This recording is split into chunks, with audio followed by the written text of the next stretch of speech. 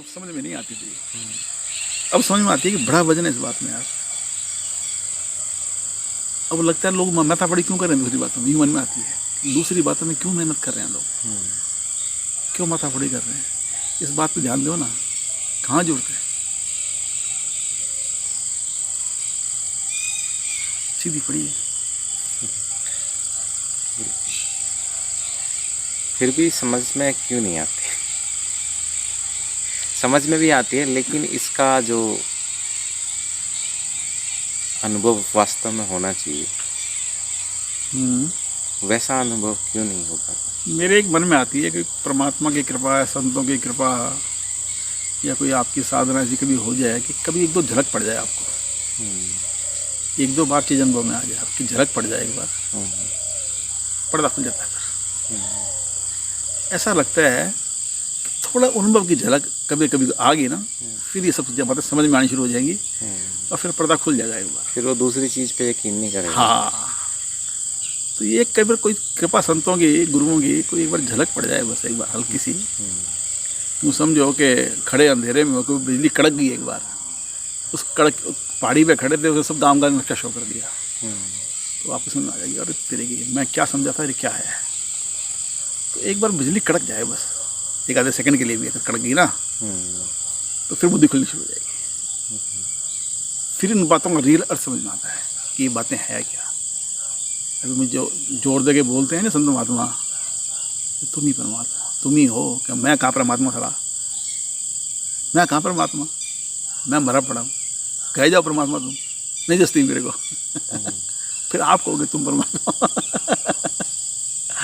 कि तुम परमात्मा, तुम ही हो, तुम्हारा अलावा कुछ नहीं।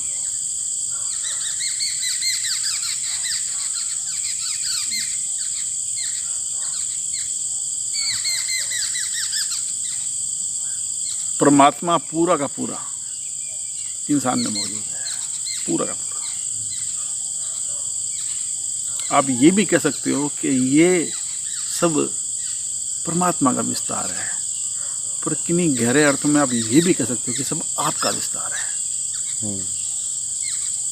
आप किसी और ईश्वर को सेंटर में करके और खुद परिधि में घूमते हैं, पर ऐसा भी हो सकता है कि आप सेंटर में हो, आप, क्योंकि जो सेंटर में वो आप ही तो हो, जब आंख खुलती है तो आप सेंटर, आप हो,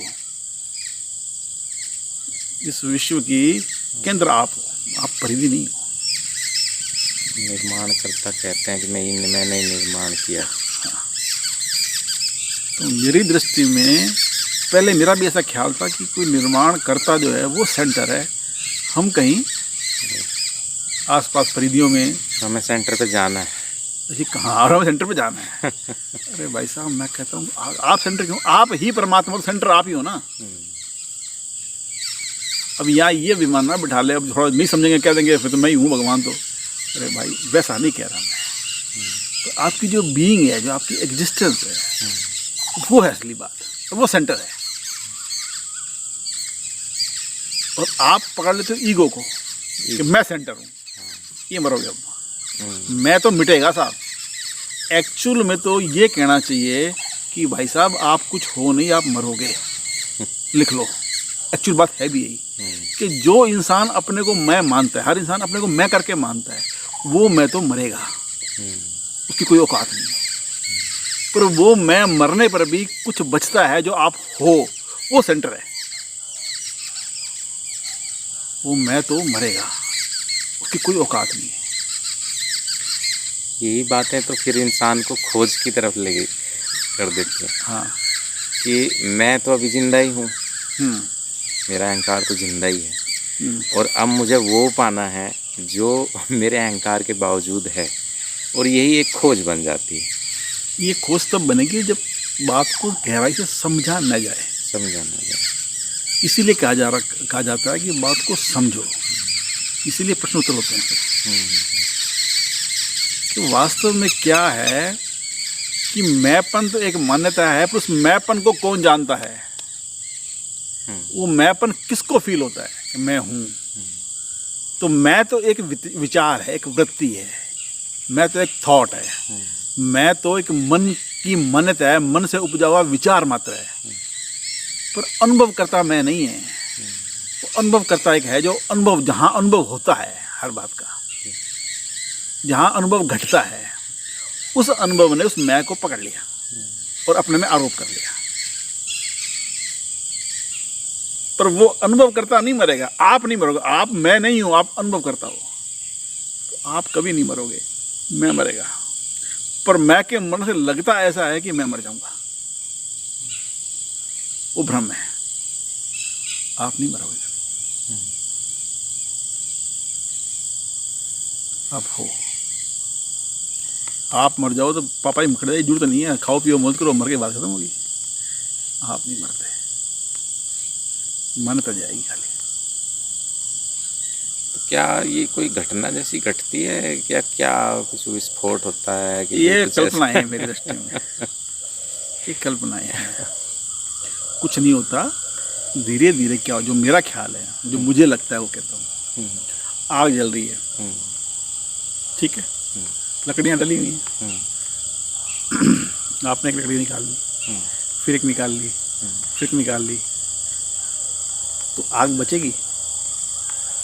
आग बुझ जाएगी अपने आप ही। आग लकड़ियों की वजह से थी जी। तो आग के बुझने में कोई विस्फोट हुआ, कोई बड़ा कोई चमत्कार हुआ? कुछ नहीं। तो आपका जो होना है वो वैसा ही रहता है, उसमें कोई फर्क नहीं पड़ता।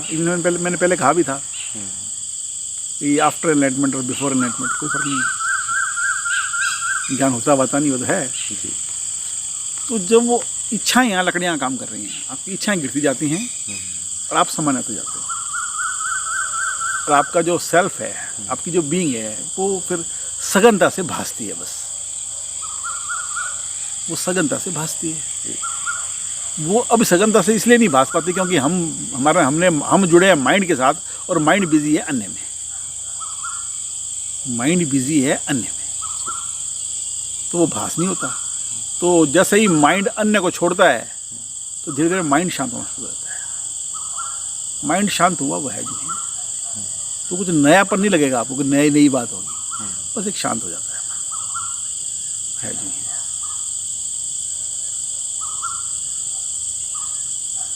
ये चीज़ें खुल जाती हैं और समझ में आ जाती है। मैं कभी अपना बोध होगा तो समझ में आ जाती है, मैं कभी मरता नहीं अभी, तो कभी मरेगा नहीं है, तो ये तो यूँ ही रहता है हमेशा, बात पूरी हो जाती है।